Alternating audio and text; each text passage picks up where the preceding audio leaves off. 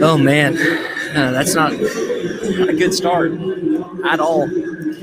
Arkansas finds itself down 10-7 to the Rice Owls in the first half.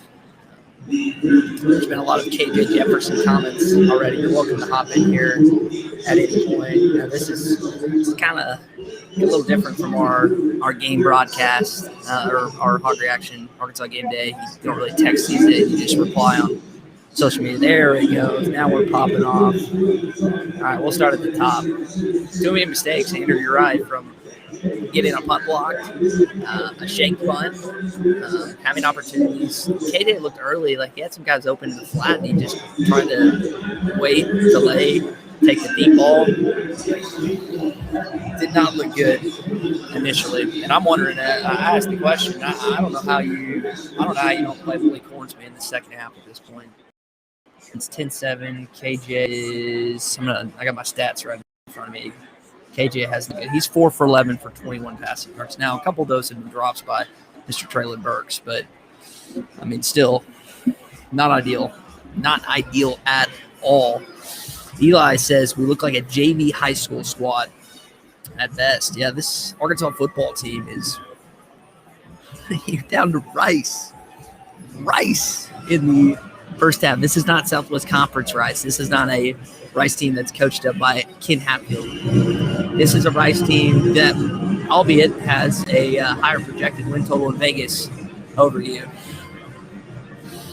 Oh, man. Dustin says that Hornsby needs a shot. I'm trying to keep up with these messages as much as I can because we're on Facebook, YouTube, Twitter, Twitch. We're on 7 platforms right now. I guess you're just hopping into rapid reaction. I did a few of these last year. I'm going to try and do as many of them as I can this year. I'm going to be honest. I'm going to jump out of the press box as soon as we're done with this because something's got to change. You got to change up the luck or something because this is bad. This is really bad. Let's go through some of these contents real quick. So Rice scores kind of middle second quarter. 4 or so minutes. I guess there's about 4 or so minutes left. Traylon Smith's looking pretty good. 13 attempts, 75 rushing yards. I like the burst I saw from Mr. Rocket Sanders at one point. That was fun to watch. Ryan thinks that they have to come take KJ. I'm really curious what Sam Pitt not only says in the locker room to these young men at halftime, but also his mentality with Kendall briles. I mean, how long does KJ Jefferson have in the second half, right? I mean, that's a legitimate question. And I know that we were having a lot of fun this week on the Morton Rush halftime and Ruskin and Zach. The fact that KJ Jefferson was listed as the 14th worst quarterback in the Southeastern Conference, but he's not doing anything else. He's not helping himself out here, right? I'll move this mic a little bit, right? I mean, am I wrong on that? You know what I mean? It's looking really, really bad. I'm going to start showing some of these comments. Let's see. Got a positive one. Who's this from? David. There's some positivity. David said, we got this second half incoming. Greg says, well, we need a quarterback. Either KJ needs to show out in the second half or you're going to see a redshirt freshman who Kendall briles has been on since his high school freshman year, Mr. Malik Hornsby, come in. And, I mean, running the football, they haven't looked terrible. Now, I was talking to a former offensive lineman that played under Lou Holtz, Mr. Steve Heim. We were texting a little bit, and they still haven't dominated like they should. This is an inferior opponent. This is a group of 5 opponent. You should be able, despite KJ Jefferson and the passing struggles, you should be able to ultimately dominate them on the line of scrimmage. Now we're getting these Scott Fountain, Kendall briles need to go. This one comes from Logan on our YouTube. Right now we're on YouTube, Facebook, Twitter, and Twitch. If you want to hop in here with us, big reaction. Halftime, Arkansas is losing 10-7. Got about 14 minutes left till we come back from half. And there's a lot of anger right now from Hog fans. This is a good question for TW. Who would you go with in the second half at quarterback? That's the best question we've probably gotten on here to this point. I think it's personally, I think it's a quick trigger if you take KJ out, because I think some of the mistakes that were made offensively weren't on him, but a good chunk of them were on him. So you have to, if you're Kendall Briles and you're the rest of that offensive staff, you have to sit him down and tell him that we got to figure this thing out. James already asking if it's basketball season yet. James, it was kind of cool for those who are watching on their phone right now inside of Raceback Stadium. I've seen it on TV. They showed Eric Musselman. They showed J.D. Note. They showed Connor Vanover. They showed Jalen Williams. I think there's a walk-on kid as well. I'd be lying if I told you I knew who that was, but yeah, that's there was a lot. It seems like there was a lot more excitement outside of the KJ Jefferson touchdown. I think when they showed Eric Musselman, that's the most excited Razorback Stadium got to this point.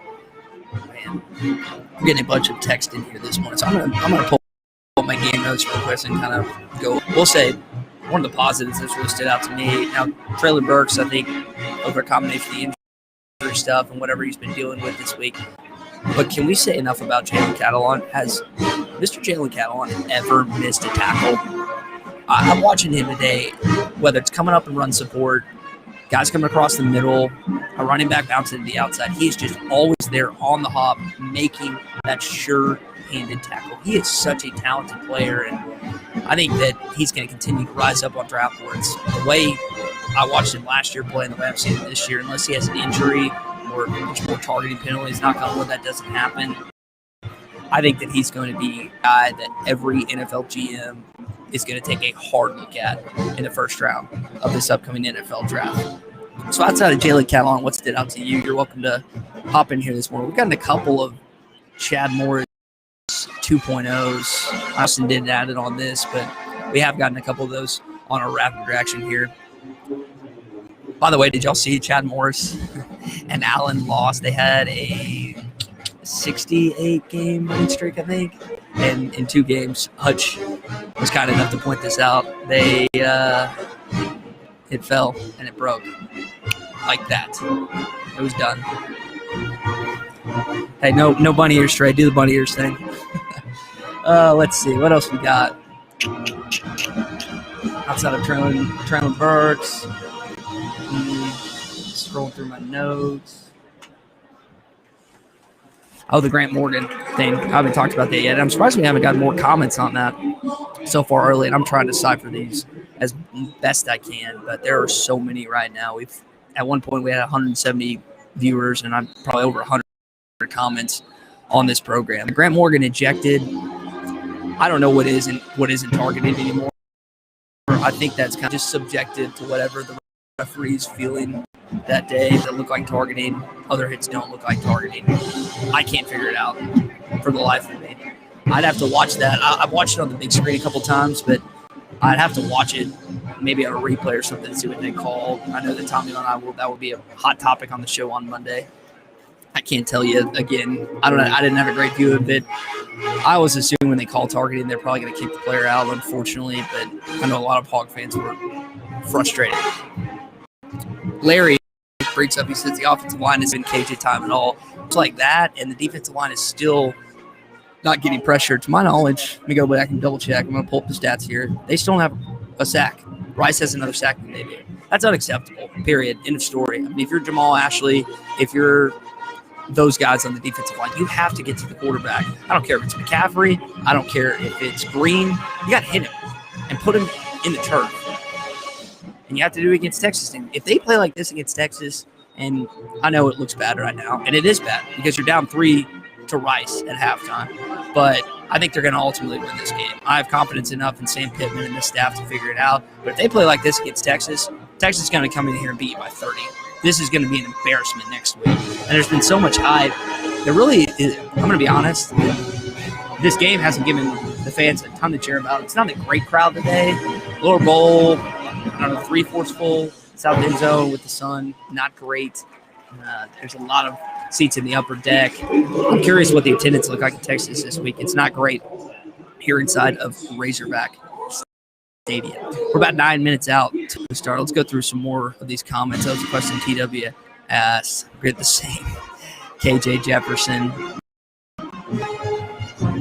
William said there's no finding in this offense. Traylon Smith, there was a play that he had where it looked like he refused to go down. You've got to be able to do that. And Jacob replies, this is something we've gotten over and over again from fans on here, Rapid Reaction. They want to see Malik Hornsby, the most popular player on any football team is the backup quarterback. Will we see Arkansas's backup quarterback in the second half? I would guess yes. At this point in time, if you ask me, Ty, you got $1,000 of free money, are you going to put it on KJ playing or Malik playing or not? I would say he's probably going to play in the second half, if I had to guess. That is just a wild guess at this point. I have no idea what's being discussed in that locker room right now. That is just an absolute guess. I need to get Tommy to invest me. I have this old computer that I've had. I guess it's about 4 years old, so it's not that old. But I need to get him to invest me in a webcam, so I can have a little bit of better screen. I made it a little tighter, a little smaller, so it doesn't look as bad, but still pretty blurry. You want to see this hair, this face? I got this straggler that won't leave me alone. God, it's driving me nuts. Pull this back. I'll give Hayden credit on this. The defense has looked good considering the Owls have been on the 50 every time. Give credit to Mariota. They've given up one touchdown. The time of possession is 14-11. That's not as bad as I initially thought, but Rice clearly has the better starting field position day in, day out. Or drive in, drive out, excuse me. That's been pretty undeniable at this point. It's bad. Hog Wild Podcast, the special teams is trash as well. Yeah, the special teams, not a great day for Scott Fountain and company. Oh, man. Just trying to, again, sift through these as much as I can. Steve said, this is embarrassing. Going backwards. This should not, go back to Missouri this past game, and I realize they have to go through a lot of things, but what are they doing differently? What's the difference between the Missouri game last year and then the Rice game today? You got the same players outside of Mike Woods, right? I know Burks is dealing with whatever he's dealing with, but what is going on? I've asked myself that about 30 times. So, alrighty. I'm going to sign off here. We still got a good chunk of listeners, but I've pretty much said every comment that's been made. I've gone through all my notes to this point. Reminder, just want to remind everyone. So you got the Learfield postgame on hitthatline.com as well as ESPN Arkansas, or 4 ESPN Arkansas stations.